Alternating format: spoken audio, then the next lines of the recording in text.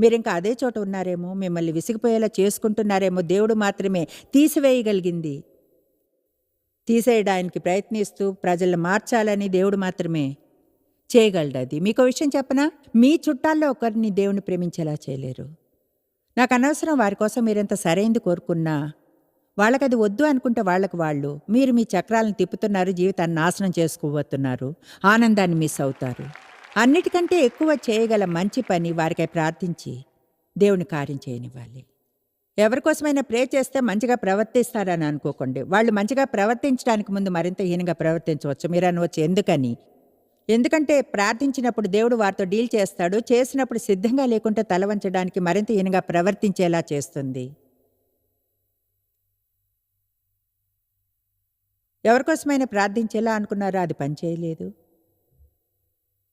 ముందుకంటే హీనంగా ఉన్నారు.